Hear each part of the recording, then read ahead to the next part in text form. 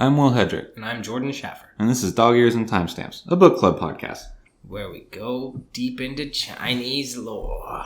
Yeah, made up Chinese lore. Dude, yeah, it feels real because we're dealing with like a place called like Candia, which is like, in my mind, I'm not even reading that. I'm just reading like India is attacking China or whatever. Like they're having a conflict and they're close enough to where I can make it make sense geographically. And but I know it's obviously not real, based in like Chinese like storytelling. So like I don't even think that it's like based on any war or anything. It's not based on anything. Yeah, I think it's just like loosely based on things like, you know, the salt trade, the silk road, I think. I don't know if that's going to play a big part, but there are obviously silkworms that are that she has like in her castle. I know she's got a few. Yeah, man, it just feel like there's a lot happening all the time in this book. Like every chapter, something good happens. It is happening pretty quick, and it is a lot, like you said. Yeah, it's not stopping, which leads me to believe that it's likely to be. I don't know. I think the books like this that are more action packed tend to be just single book installments, which is kind of upsetting because I would like to have more of it. I think probably with enough support. You know, you write the first book in a series just in case. Right. Yeah. So it might have an open-ended enough ending, kind of like how Twilight ended, where it's like, oh, is she going to be a vampire or not? I don't know, but she's with the vampire. You know, like, spoiler alert. But like, even if it didn't continue on as a series, we kind of were like content. I don't know. I feel like it's going to be one of those endings. Like, it's contented, but like there will be more that she can write off of. Right. Yeah, but sorry, I didn't mean to cut off your train of thought. You were saying that series like that tend to stop after one, or? I think so. Yeah. Just because they're not. I guess that generally, whenever you've got your idea for a story, and if you can block it out into multiple books, then it's not going to be as exciting every chapter because it's being spread out. Oh, okay. I guess it's more my thought. Whereas this book is, like we've already said, is constantly something happening. Mm-hmm. Just like as I read it, I think that. And it's probably just like you said, where they just have, enough happening that there is stuff that can be picked up on for a next book, should enough support be there to, warrant the publisher to order a next book. Right. I think that's why she's putting so much detail in the book to begin with, because there is a lot. There's a lot to the history. She's writing she probably didn't write the 11 tenets, but she has them, kind of spelled out, a piece of them spelled out in each chapter. Like She's got a lot of material I feel like she could work with to make it into like, I wouldn't say more than maybe a 3-part novel. I don't know why I don't think more than 3, but I feel like 3 is probably good. Yeah, it'll be interesting to see. I guess that really depends on how wrapped up everything becomes in this book, because there's definitely, we've got 2 things going on that we now know about, right? We know the inner conspiracy and the war that might be happening with the Candia, which I think might happen no matter what anyways. Right. Even if they weren't, being egged on by what we now know that the minister, Shah Jahan, is trying to instigate a war. That's something that we learn in this section's reading. Yeah. He wants to instigate a war just because he has like a lot of ownership in salt mines in Yan. So if their trade gets stopped with Candia because of the war, then the worth of his salt there in Yan goes up or whatever. So, but he wants a war. Maybe the war isn't, or him instigating a war isn't necessarily connected to who assassinated her father. I think that's the obvious thing. That yes, it is. Yeah. But I mean, it seemed like it, the way he was talking about it, it seemed like he was pretty much like, I let you do, or like I made this trial happen so that I could kind of so I could get everybody on our side, like, so we'd have a common enemy. And then they have like the war to fight now because they have. Yeah, but I don't know that necessarily the assassination has anything to do with Shah Jahan doing.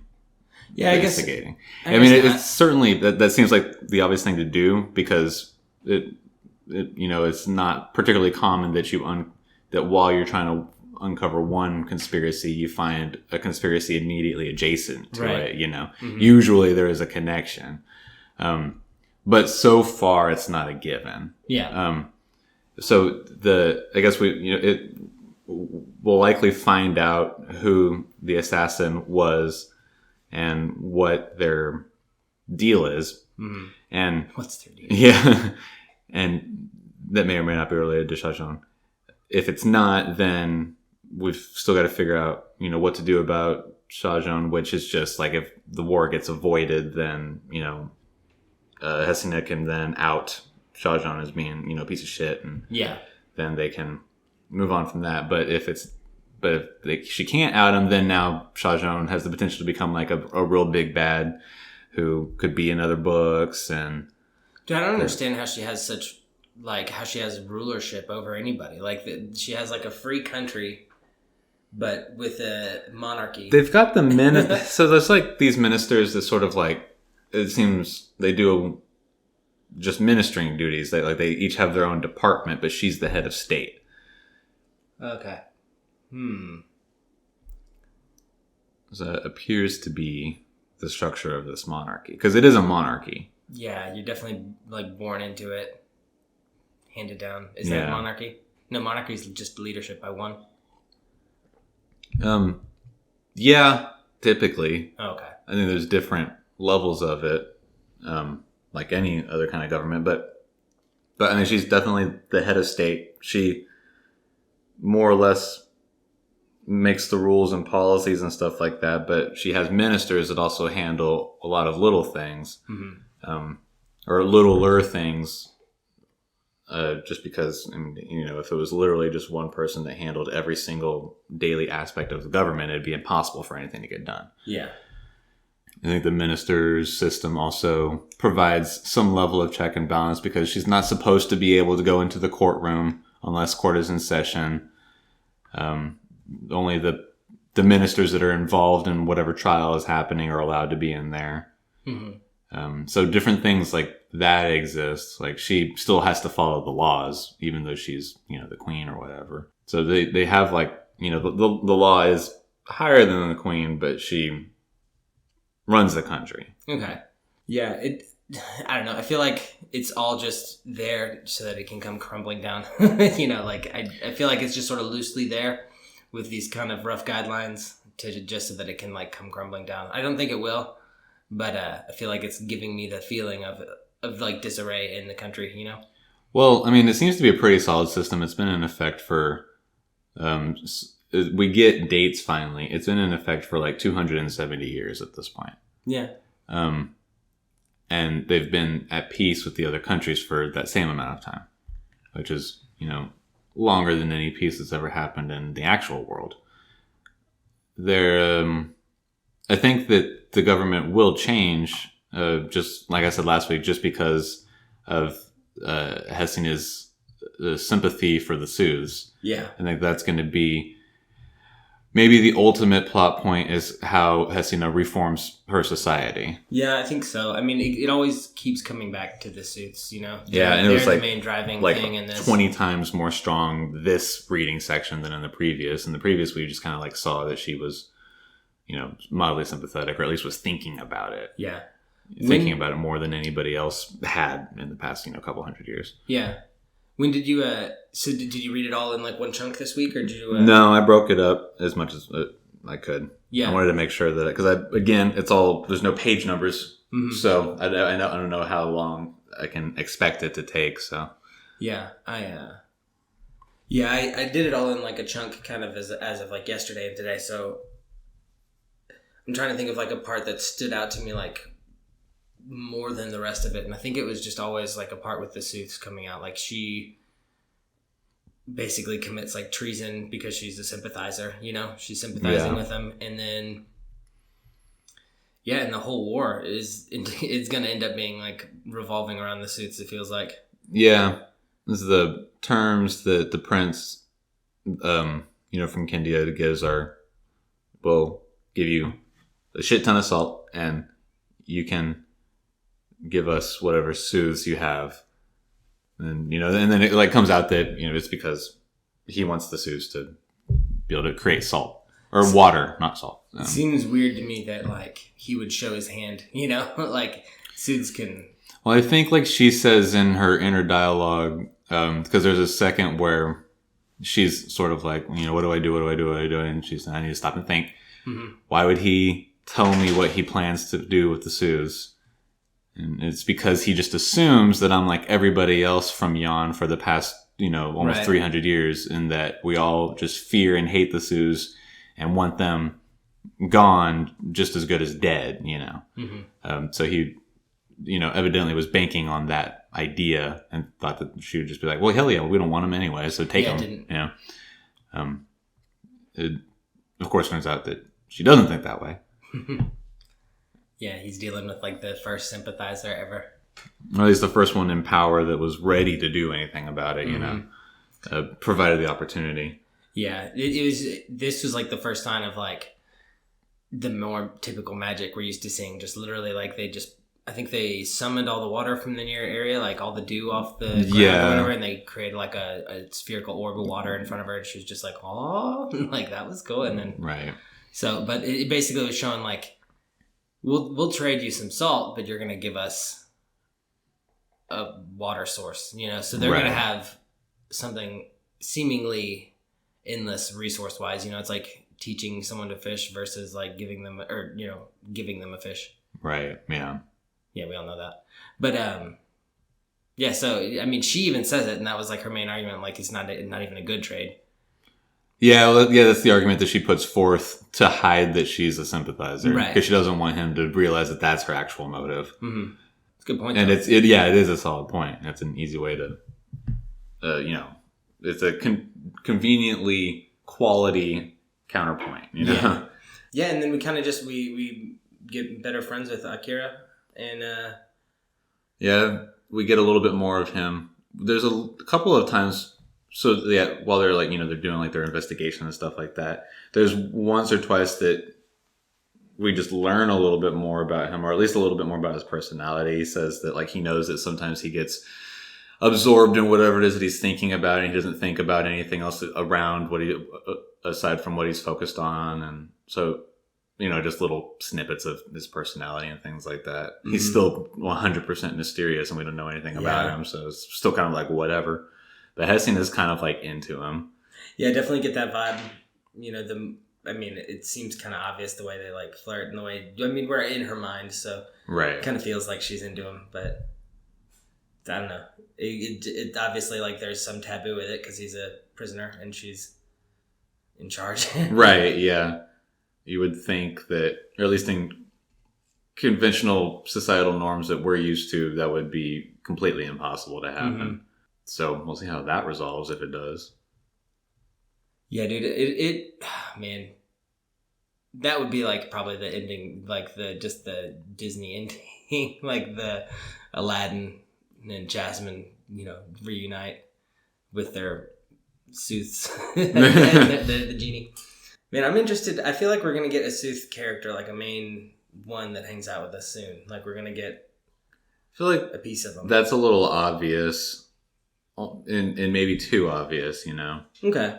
I hope know. We get one at least. Yeah. I think that it could be interesting, but I don't know how that could be beneficial even, because it's kind of, this whole book is all intrigue. There's no combat or anything like that.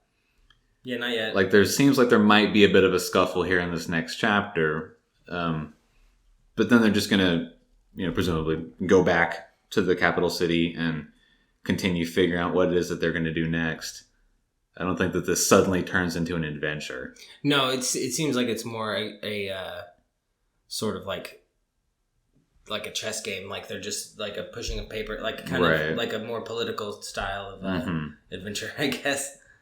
Yeah. So I think that I just don't see how having a Sooth come in to be a regular character is really beneficial in any way. Yeah, the only thing I can think of is it would make other people sympathize, like Cyan or whatever, because he's adamantly against the Sooths. He doesn't like them, and if we had one on our team or one that like helped out a little bit, maybe he'd sympathize a little bit, see him a little bit less like like the monsters are kind of written to be in like the history books. Yeah. They definitely need like an example to be able to give the people, right? Mm-hmm. But then that's also part of why I think that, this could go on for a couple of extra books, is to have the opportunity for that to happen. Yeah, that definitely won't happen, I don't think, in this book. That would be something that it would be like foreshadowing as either the next book or something that they're working towards like fixing, but there's like a bit of headway, made. Right, yeah. That would be like the ending. Yeah.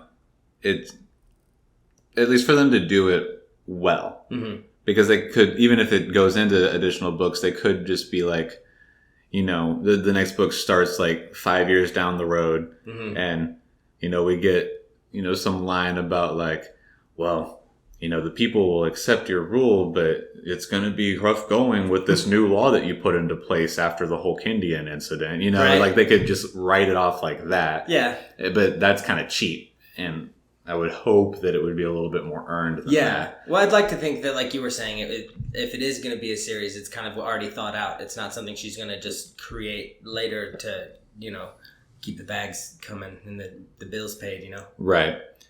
At the same time, not everything needs to be a series. Yeah. I think that happens too often these days, just because that's how you make money. Oh, for sure, yeah. But I just have a hard time seeing how these like 3 major things get resolved in what we've got only like roughly half the book left. Mm-hmm. And so it just seems like it's either going to get rushed or it is intended to not entirely be resolved. Yeah, that's the only way I could think of, at least in this book, that they're going to resolve the soothes, mm-hmm. that it would be sort of like a thing that they're working towards making better in the future. And then I assume we're going to figure out who the assassin is, right? Like, we said that earlier. That has to be something that happens. It's like, it's the catalyst for everything. Right. Hesina wouldn't have even tried to become queen if we didn't have this happen. Mm-hmm. So while it opened up the doors of other issues, that's what started it all. And that's got to be resolved. What's her brother doing again? He's fighting war? No. Yeah, he's off, skirmishing with the Kindians. Oh, okay, yeah. And for whatever reason, he's safe when he's fighting, is what she was thinking, I think. I think that was just meant like, we know that that's what he's doing. Right. Which means that he's not missing, Not that he's safe. Yeah. It's cool. I feel like, surprisingly, for me at least, I feel like maybe a little less happened this week than the week before. Like the intro and everything kind of grabbed me, pushed me in. And then this one, not that it was boring, because it definitely wasn't. It was just, I felt like this was the groundwork laying section, and then next week is going to be like the rising action, and then last week is going to be the resolution. Right. Yeah, I mean, there's definitely a lot of setup kind of happening. You're right. Yeah, it was good though. It was an interesting. Because I think what we read last week was just all introduction. Mm-hmm. Like, get introduced to these characters, get introduced to this world, get introduced to the conflict, and then this section is, okay, so now everything starts playing out. We're going to find out some more things. Hesina's mom's got some sort of secret book that she had hidden in like some sort of like statue in her room. We don't know what the book is. It's in some language that Hesina doesn't recognize. Also, I don't know if this will matter, but she's teaching Akira like the like, without realizing it, she's teaching him like the secret passageways in her chamber, like in the castle. Yeah. Like she's taught him now how to get from like his room to her room, like undetected. Right. And well, it's just one tunnel that's specifically there. Oh, really? It's not like... I imagine it as like a network of... like a... No. At least not in the way that it's described. I gotcha. Okay. So, it goes from the room that she sets him up in to her study. Yeah. So it seems to be... At least the way that it was described, it seemed like it was just a single passageway. Mm-hmm. They're trying to frame Consort Faye, and Akira proves that wrong in court. And they're presumably going to try and frame more people, and so they're just kind of like batting off. So that was like Jean Niger that was framing everybody, right? Or it seems to be like he's like kind of the head of some of this stuff, but more ministers are in on it as well, or at least somebody is being given orders, or multiple people are being given orders to do so, and that might be coming from him, or he might just be part of some, coalition of insurrection or something like that. Yeah, it'll be. I don't know what it is that's going to happen there. I really have no idea. Akira seems to think that there could potentially be somebody that was really close to the king that caused the issue. I think that very potentially the lead runner right now is Hesina's mother. She seems like the most likely to have orchestrated the assassination. Yeah, but just because she has the least motive, or what? She's of the people that Akira suspects most, which is people who are close to the king. Mm-hmm. She just seems the most likely to me. Okay. I don't see why Cayenne or Lillian would do something. Yeah. I could see Cayenne becoming. I could. That would be a pretty classic storytelling mechanic, to have the person that seems to be the least likely to do something be the one who does it. I don't see Lillian being bad. Obviously, Hesina didn't do it. In the same way that I could see, Cayenne being turned into the villain, I could see Sanjing being turned into the villain, her brother. He could potentially have some sort of, misguided sympathy for his mother or something like that, coupled with his frustration with Hesina and her love for their adopted siblings. But I don't think that that's actually the case. I think that Sanjing's going to be fine.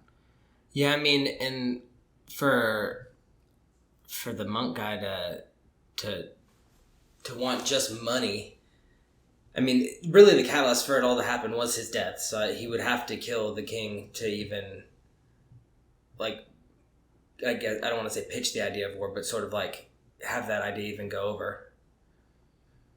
Because then there was deceit in the kingdom because there was the assassination. So if he gets what he wants, then he's the one they're pointing at to try and make it seem like the obvious bad guy, So that's probably why I feel like it's probably not him, because it's just pointing out this is the guy that literally gains probably the most from it. He gains the most money, he loses no status, he can continue to get stronger and more powerful.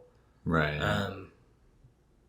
But I mean, he could be a part of, he could be with the mom for all I know. They could be in it together. I don't know. Yeah. I don't want it to be her because that seems too easy to me. The wicked stepmother, she's the bad guy. Of course, she's the bad guy. That just seems too easy. How the other guy seems too easy. It's I don't want an easy answer, but it's that's all that is given right now, I guess. So. I feel like they're going to have to find new evidence or something. Yeah, there's going to be something else that gets revealed. Well, I guess pretty obviously because they still have next to no idea who did any of it. So there's obviously some a couple last big things that gets them in the right direction. How do you like the... we literally said his name 50 times. What not the Japanese guy, the guy with the rod... Why can't I remember his name? Akira, yeah. What do you think about him being sort of the catch-all character, the jack of all trades, sort of can do everything? Well, he was a criminal that lived on the road, so it suits him. It makes sense. Okay. Whenever you, at least not that I've ever done this, but I assume that if you're somebody who lives in a less than legal and continually traveling state, you pick up all sorts of things.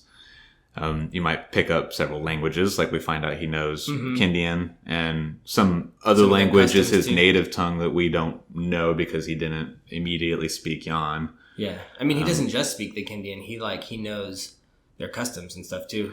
Yeah, so he's definitely traveled, which is something that we already knew. Mm-hmm.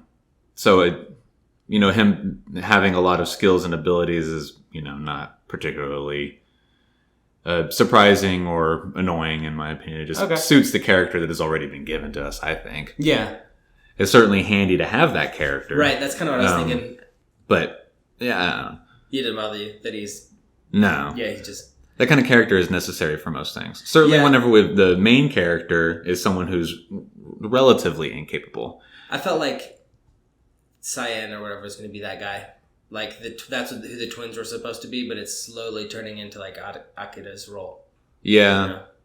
I think that the twins are just a little bit. I don't think that they have half of the. I don't know what the word is that I'm looking for. Ability that Akira has, because I don't think that they're half as traveled as he is. No, that seems to be a pretty big thing, at least for this character. You know, like it seems like his worldly knowledge is going to prove to be like. Yeah, I think whatever worldly knowledge the twins have is just what they received from their studying once they became nobles, which would be the same as what Hestina would have. Yeah, exactly. I think that they have a lot of they're probably like almost at 100% overlap in knowledge, probably, well as, you know, skill and ability in different varying things. Obviously, we know that Cyan is probably he seems to be a little bit more well read than Hesina seems to enjoy it, at least, and she trusts his judgment in everything. She, you know, more than once says he's always right. He's always, you know, got the better argument and the more logical idea. Lillian seems to be. She's like mischievous. She's like that kind of, she's like the noble version of having like street smart and wherewithal. Like the cool aunt? Yeah, I guess so. The one that'll buy you beer or something. Yeah. I don't know why that jumped to mind, but it just seems like she's like. She heads up like the silk manufacturer or something like that is what her job is. So I don't know what you can translate that into as far as more practical skill. Patience, but, right? Yeah, maybe so. That sounds awful, honestly. Ugh. But so yeah, you know, they were, you know, once they were adopted, prior to being adopted, who knows what they saw? It seems to have been horrible stuff. But once they adopted them, they just got, you know, like a noble's education, and so I think that they, aside from just being more confident than Hesina, wouldn't have been able to provide the same role that Akira can. You know what? I bet you that probably does, like what you were saying, how it seems like it could happen with Cyan being like turned into the bad guy. That seems like the most likely outlet now to me, the more we sit here and rationalize it, because it just seems like, you know, the ones closest to you have like the most to gain or whatever. Like, yeah. Because he's nothing, you know. Right until, now, like, he was like a prisoner. It almost seems like, you know how in Game of Thrones they have the Greyjoys, how like Theon was like a hostage for the war, so that like so that the Greyjoys wouldn't attack anybody. They had their son, you know. It seems like that's not what happened here because he bought them as slaves, but it seems like no, he just adopted them. Oh, he did? They were just orphans that they found. Oh, okay. Well, even still, it seems just like they have nothing until Hesina like grants them their merit or whatever, you know, like how she appoints them to be like her right hand, left hand, or whatever, like at her ceremony. Like, well, it yeah, seem like they have much actual status, so like maybe he would be power hungry in that way. I'm just trying to make it him. Yeah. I don't know. I think that for what we currently know about him, it doesn't make any sense. No. Aside from him just being, you know, somebody that's close and that we wouldn't initially suspect. Exactly. So, that's the only reason. But that's not even something that's like given within the book. That's just something that we're putting into the book based upon, you know, classical storytelling mechanics. Yeah, I'm definitely projecting that onto it. I don't see it being that way. Just again, given what we know so far. Yeah. We could get some sort of reveal at some point that changes that. I don't know who it is at all yet. Like I said, I think that the mother is the most likely, but that's the most likely of what we know, which is almost nothing. Yeah. So it's not by any means a good guess unless it turns out to be true, in which case I made a really good guess. Nice. In which case I made the best guess. Yeah, man, she's kind of one of the biggest mystery characters, I feel like, the mother. Yeah, there's a lot about her that is getting fed to us in pieces It almost seems like that's Hessenet's relationship with her. That's why they're feeding it to us that way. Right. It does make sense. Man, this is exciting. We left it on a cliffhanger where, like, that was one thing, I guess, why I was asking how you felt about Akira being, like, a jack of all trades. Because, I mean, he has been studying medicine, right? Like, that's the book that, like, he was given she gave him those books, and whenever she goes to meet him in his rooms, she notices that they were left unread. Oh, okay. So I don't think he cared. So, but he has some sort of back knowledge of antidotes and poisons, we assume, because he drinks this supposedly poisoned drink. Yeah, but I think that anybody might just be able to assume that that's a possibility.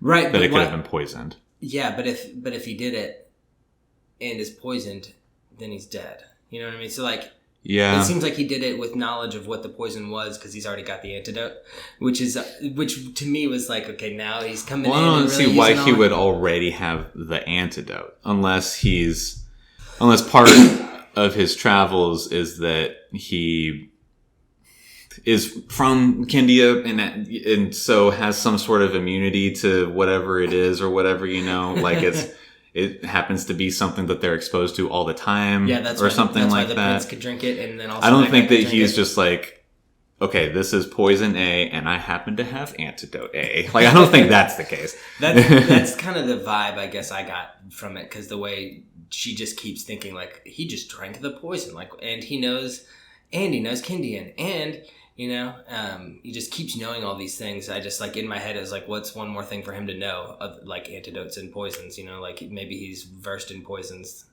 If he went to thief school or whatever, like how some of our other characters have gone into thief school. It seems like that's one of the classes they take, like, poisons. No, it's not, but but.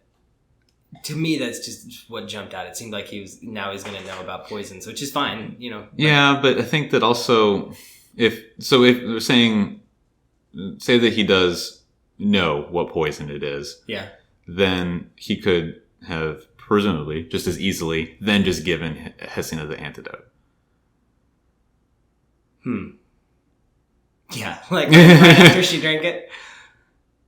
I guess, the only reason he would do that would be to give her the confidence, like, oh no, I know what's in there, like, I'll drink it because I have, but that doesn't make sense. He could have just fixed her after, which would have been fine. Yep, that threw that out of the water. Interesting. Yeah, man, we got left on a good spot, I think. Yeah, we'll see what happens, because now they're being forced into some sort of fight. Or at the very least, they have to spend more time talking with the prince. Mm-hmm. So, do you imagine him like Xerxes?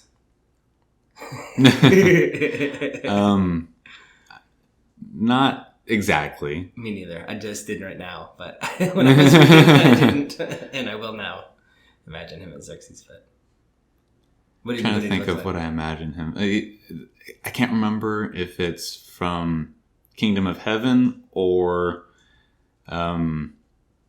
That movie where Viggo Mortensen rides a horse across the Sahara. Not the Sahara, the desert in India. I can't remember its name right now. Oh, Hidalgo? Hidalgo, that's it, yeah. I forgot that was Viggo Mortensen. That movie was dope. The movie is dope.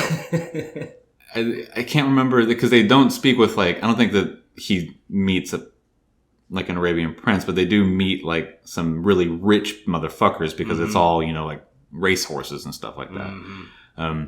And I can't remember if the person that I'm thinking of, the trader or merchant or whoever it is that Viggo's character meets in that movie is who I'm thinking of, or if it's some prince or somebody that I'm thinking of from Kingdom of Heaven. Oh, but that's who you imagine as the... Yeah, that's prince? What I think of, yeah. Okay, that's a good one. Because Xerxes is, like, really tall and at least in the most recent 300 movies, like, super, like, muscular and stuff like that. I think that this dude is a little bit more slight, and, maybe he's a little cut, but I don't think that he's, like... walking around with his shirt off. Yeah. His voice isn't 800 octaves deep like Xerxes is. Right? So, I would like to trade the suits for what? Oh, for salt. Salt. Trade me all of the suits for my salt. I did a gesture with my hands. You guys didn't get the effect of that. It was it was a totally different effect with the hand. I imagine. I like the idea of these salt bricks though. It just like, you know how they have like chlorine tablets, like salt chlorine tablets for pools. Yeah, that's literally what I imagined for like these bricks of salt that he's got. Because that's what they're like huge pillars, and they're like not just rectangles. They're like hexagons or something, right? Like no, they said they were honeycomb-esque, right? Maybe so. Yeah, in there, the exact description. Maybe they were stacked like a honeycomb, something like a honeycomb, but it was stacked to where it was like it'd make, I don't know, like 50 bags of salt or whatever if they busted it up. And I don't know how long 50 bags will last. They're using very rough measurements, but, right? Yeah, but it's obviously, man, it's just salt is a big deal. That's cool. But they don't have access to salt water, right? They just have regular water. Yeah, I don't know what they're on the coast of. Because they're on what appears to be a coastline. If that's just a huge fucking lake, then, something else. But... Yeah, if not, somebody needs to learn something about sea salt. Right. They need to get a desalination plant going and harvest the salt from that. Yeah, dude. Yeah, they appear to be the main coastline of this section of the world. So I guess they don't have a way of getting the salt out of the salt water effectively. Yeah. Which, given their general level of technology, does make sense. But you can just boil it out? You could, but I don't know how they would do it at an extremely large scale successfully. Because it's very expensive to do today with our technology. Oh, yeah.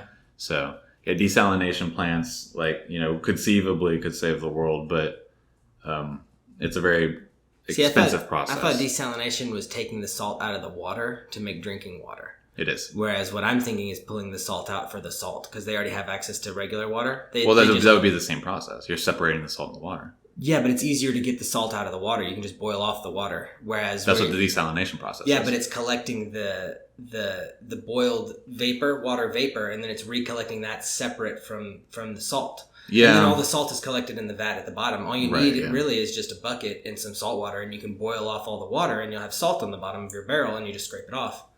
Yeah, but to do that like at a major level, but to do it on a level supply a country for salt, to do it on a level for a family to preserve food, I think would be believable. But that would only work for the people that are on the coast. Yeah, I guess the people in the mainland would still need it given to them. No, you're right. They'd still have a lot of country it's not just like a coastal city. It's a country. Yeah, that's probably a big thing.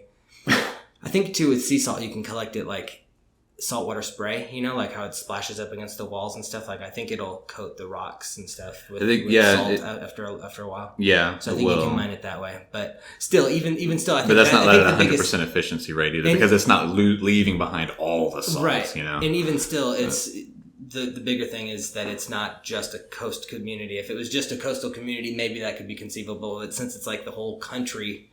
That doesn't make sense. Right, there would be people that couldn't do it for themselves. Yeah. They'd have to get it from some business, or if the government supplies, if the government has a monopoly on, what do they call that sort of stuff? Utilities and things like that, then it, however that part works. But I don't think that the book's going to get into how the, what is it called? It's not utilities. But whatever. I'm trying to think of how if we presumably we'll keep the suits like with us. We're not going to trade them for. Hessen is not going to let that happen. So I think that's a given. And then, if the conflict with them using them is resolved by the end of this book, then I guess they might set a plan for the future of like the country, like using their abilities. Because like I'm trying to think how. If they're at turmoil with Kindia, what they're going to do about their salt problem, because I don't think they can just have the Sioux create refrigerators, right? Presumably the Sioux could have jobs at a Sioux-powered desalination plant, and just because they could separate the salt from the water. I'd rather just have a Sioux-powered. ice house. They're like a big refrigerated building, just for keep all the food there. Yeah. Oh wait, no, they might be able to do it with the suits. Just because they pulled the water off the dew off of the yeah, that's the what I was grass. saying. Yeah, just yeah, pull I'm the sorry. salt out of the I don't know water. why I did. Yeah, I'm sorry. I didn't connect those. And out of other sources, because you can find salt in the earth and stuff like that. Yeah. So That could be it, yeah. They could figure it out, I guess. I think that'll probably be a part of... I don't know if that'll be a plot point in this book, but it's it'll a be feasible that I think piece of the resolution, you know? And it seems like something that would be... For getting the Sioux to be accepted back. Good point, yeah. To be like, look, we can do good things. Enslave them! Right. Yeah, man, I think we're at a good spot, like... Just in the book, like it's like the calm before the storm, you know, like it. Mm-hmm. It's because this next section it's got to go down. Like it seems like big's got to go down. Yeah, I think that I don't know what's going to happen with the negotiations that are happening right now. Because Hesina was ready to go to war before receiving the last minute reply from Kindia finally saying, yes, we will have negotiations. So the war can happen. Mm-hmm. And if it happens, then... Yeah, because if the war happens, then the issue with preventing the war doesn't matter anymore. It seems like the Prince of Kindia is relatively bent on having this war. With the war going on, then Hesina doesn't have to worry about whatever corruption Shajon is doing. She just has to worry about finding who the assassin is, and through that, whatever sort of like insurrection is happening within the government that would lead to her father being killed. Yeah, I mean, whatever solution they find too, even if it is pulling the salt out of the sea, that's going to be a problem for Jajan or whatever, who owns the salt mines. You know, the rich aren't going to just let you come up with a way around them. You know, just like how, you know. I think it depends on how big the network of insurrection is. Yeah, in my head he's at the top, so I because made it real easy. Yeah, but it could also just be a single effort on his part. Very true. Since I don't think he has any money. Because I don't think that any of the individual ministers have any power, and I don't think that even all of the ministers together get to tell Hesina what to do. Right. Because they all live by the tenets. Mm-hmm. And then, you know, they interpret that as they can and, you know, make like individual laws like, you know, don't be out after 11 or whatever it might be. The tenets don't say that, but they can make like a practical law, you know, that's within the tenets. But I think that all still comes to her. So if she just needs to be able to, if she wants to, you know, persecute Shajon, she just needs to have evidence to do so and present it to the court and the people more than anything. Yeah, because right now she only has evidence of his foul play, you know, but not really, just evidence that he's interested, not even of his foul play, that he has incentive for a war. Like, that seems to be all she has, like, from his letters or whatever. Like, well, yeah, that's all that she was the letters are him leaking information to the Kindians. So that's pretty incriminating. Yeah, I thought she just needs more than that. I mean, well, it's public record that he has share in these salt flats or whatever. I mean, well, at least what I assume to be public record. She just finds that like in public the library. Yeah, public enough. I don't know that every citizen gets access to, you know, the sales data or whatever, but it's something that she just found. It's not like she had to like go seeking it out with individuals. It was, you know, on the record. Yeah. But the letters that she has are torn out, you know, from one of his copies of the tenets of him leaking information to Kindia about towns like this would be a town you could attack and stuff like that, you know. So if that's what the letter said. I guess so. It didn't really say. No, I know, but that would just be so funny. Sanjing just like has the letters and says, this is leaked information. This is how they knew to attack here and stuff like that. So, you know, whatever. They know our strategy. strategy. Yeah, man. This book is like, it's got the feel like it's going to be a straightforward classic story, and then it's just got little bits that like just turn out to be way more important than I ever give credit to. Like salt being important, you know, and that just mattering so much for this whole thing.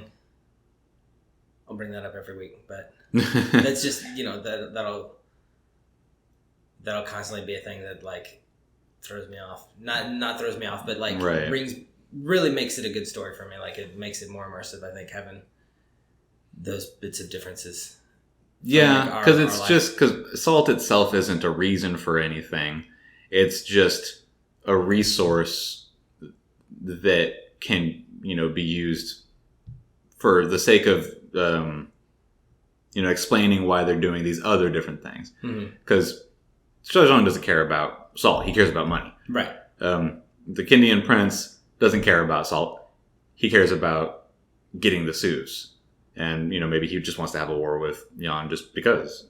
So, while Yan cares about salt and needs salt, it's just a resource that they need for the same reason that, you know, we need oil, or whatever other country in the world needs whatever other resource. So far, nothing. The fight hasn't been over salt, but it's like a catalyst, we understand that it's a resource, and so conversationally it can be brought up, and we'll be all on the same page about what it is that they're talking about, as opposed to, you know, trying to come up with some ambiguous reason as to why there needs to be a fight and things like that, you know.